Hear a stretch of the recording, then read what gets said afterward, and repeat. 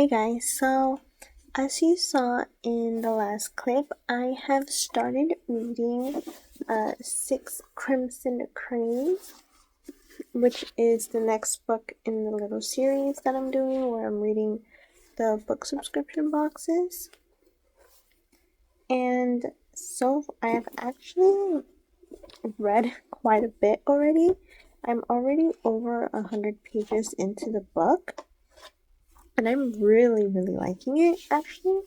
I didn't expect to like it as much as I am right now, simply because it is young adult, and I don't really find myself reaching for young adult as much as I used to, and I don't really, I'm not as interested in the kind of like premises of some young adult, especially like young adult fantasy, because I feel like most of the stories I've either already read before or I'm just like not really into.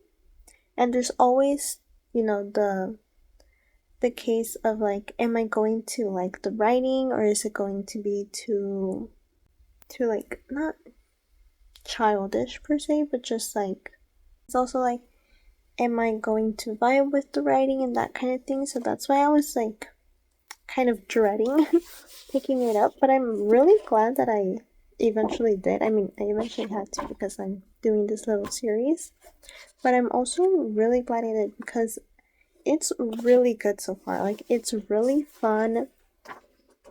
I'm loving the whole like journey that we're currently going on. I think I gave like a bit of a synopsis in the video where I ended up choosing this book in the little like dice game TBR video that I made. But essentially, this book follows a sister and her 6 brothers who are the children of the emperor of this land, which I think is called Kyoto. I'm not where they live. It's called Kyoto.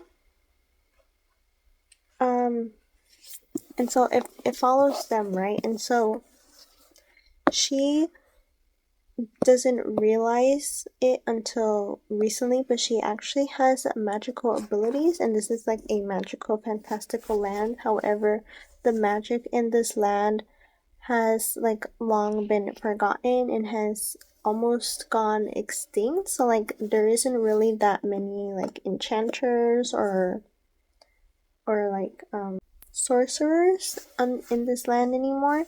But she actually discovers that she has magical abilities because she like accidentally turns a paper crane.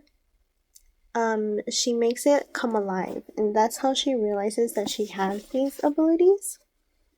And one day she wait, is that a spoiler? Hold on, I don't want to give spoilers, but so essentially something happens, right? Something happens, and she gets her stepmother, because their father is remarried. She makes her stepmother angry, and she realizes that the stepmother also has magical abilities that she has been keeping a secret, and the stepmother essentially turns her 6 brothers into cranes, and she makes her unable to speak or write her identity or be recognized by anyone. And essentially, she is threatened with her brother's death if she were to ever speak, or if she were ever to try to like tell someone who she really is and explain like what happened and the fact that the stepmother turned her brothers into cranes and stuff like that. So that essentially happens like pretty early on in the book. And right now we're just following the journey of her and her brothers trying to break the curse that the stepmother has put on them.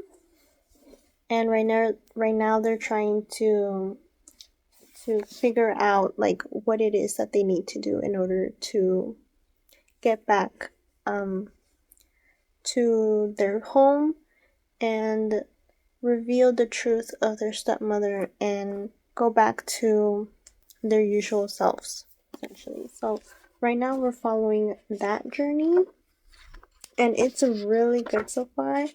And there's also this dragon prince that her name Shiori, that she met actually pretty early on in the book as well. She meets this dragon prince, and the dragon prince is aware of the fact that she has magical abilities, and he essentially helps her learn about magic and how she can use her magical abilities. So that happens early on, and right now they're not talking to each other. They're not having any kind of magical lessons because he had to go back home to the dragon palace, and he said that he would most likely return in the spring, but it is currently almost winter, so there's still like a long way to go before he is to come back and possibly, reunite with her. However, now that all of this has happened, that this whole curse has happened and he's not aware of it, it's kind of up in the air whether or not, he's going to be able to get back to her and like meet her again. And I'm not sure, there isn't really that much romance hinted at right now, but I feel like there might be either a romance between them or perhaps some kind of third wheel, because she was also she was betrothed to a centennial, I think. Centennial? Like a warrior essentially. And it seems like this was said in the synopsis. This hasn't happened yet in the book, but in the synopsis it says that he is also going to help her on her journey to getting back home and breaking the curse. So I don't know, I feel like the synopsis kind of alluded to the fact that there might be like a love triangle happening, but none of that has happened yet. So I don't know if it's going to happen more towards the middle of the book or maybe towards the end, because this is a duology, and it is the second book's out already, so it's like complete. I mean, this came out like last year, 2 years ago. I don't even know when this book came out. So 2021? No way. But anyway, yeah. So none of that has happened yet, but I don't doubt that it will happen. Especially because the character on the reverse dust jacket of this Fairy Loot edition, again, like it kind of seems like there's going to be like a love triangle happening, which I don't love love triangles. If I'm being honest, like I don't love them. But if done right, and if all of the characters are interesting, and if you have me rooting for the characters, like as individual characters, then I might get on board. But I don't know. But I will say, right now, if I had to choose between the Dragon Prince and the like warrior character, I'm going with the Dragon Prince. I mean, come on, like I'm rooting for him already. Like, say less, okay? So yeah, so that's where I'm at right now, and I'm on chapter 15, page 150. So I just wanted to give a little update, just let you guys know that I am enjoying this, and hopefully I continue to enjoy it, and hopefully I finish it and I'm actually interested enough to continue with the second book and complete the series. So we'll see. I'll check back in when I've read a bit more. Hey, so remember when I said I was going to come back here and give an update once I read more of Six Crimson Cranes to let you know how I was feeling and what I was thinking, etc. Yeah, so funny story, I actually finished it already. Because that's just how much I enjoy this. And I'm pleasantly surprised. I really, really, really like this. And it's one of those books that was actually pretty hard for me to put down. And every time I did put it down, I like immediately wanted to pick it back up. And I'm surprised because it is YA. And I don't typically feel that way with YA anymore.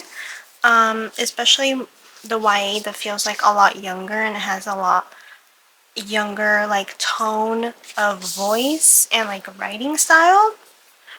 But that was not the case with this one. Like I thoroughly enjoyed this. And I mean, yeah, it's to the point where I finished this already and I barely even have any clips of me updating on my thoughts and feelings.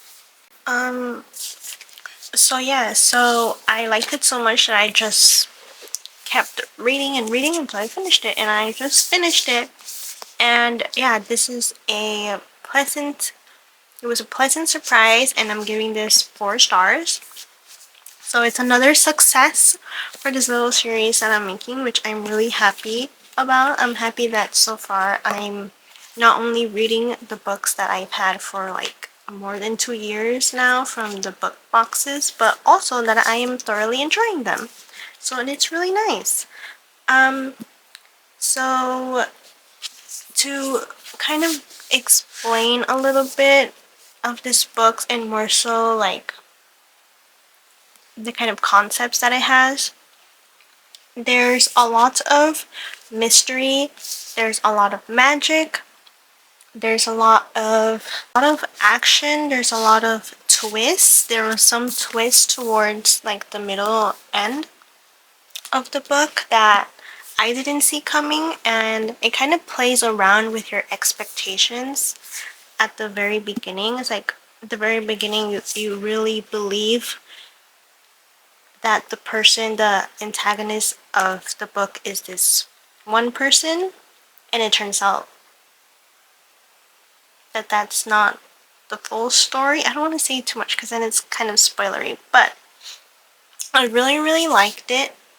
And I definitely recommend for people who maybe have this book or have like maybe this exact edition or an edition from like a different book box and they've just been kind of like stalling and they haven't really been in the mood to pick it up. I definitely recommend, because if you are hesitant because it's YA, it definitely doesn't feel YA and it doesn't really read YA even though the characters are young.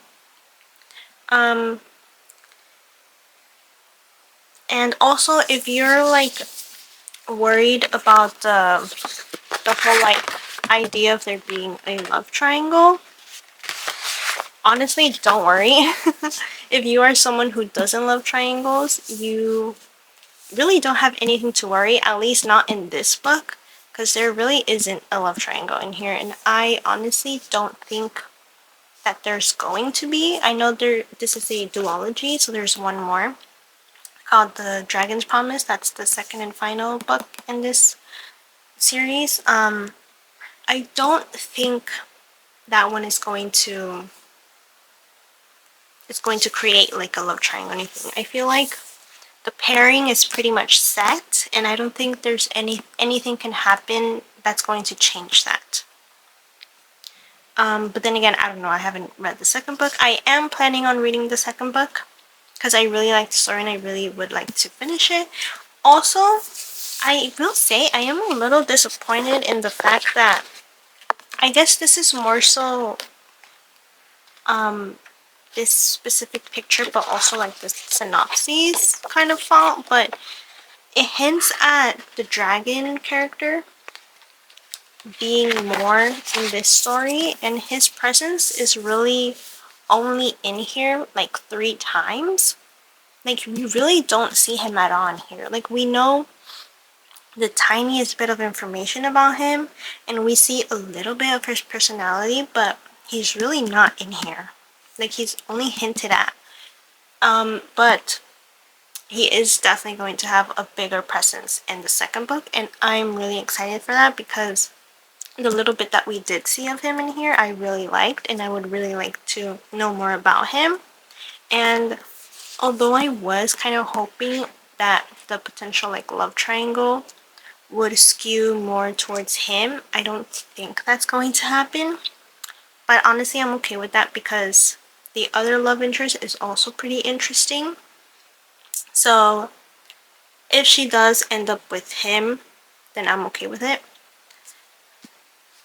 But yeah, if you like magic, if you like folklore, like kind of myths, legends, that kind of thing, if you like action, if you like mystery, themes of like history and stuff, you are going to enjoy this book. And I definitely recommend giving it a shot because you'll be surprised at how invested you become in it. I believe like it really didn't take me too long to become invested in the story and to really just want to keep reading more and more, and that's always a nice feeling. So yeah, so this was a success and I'm very happy to report that.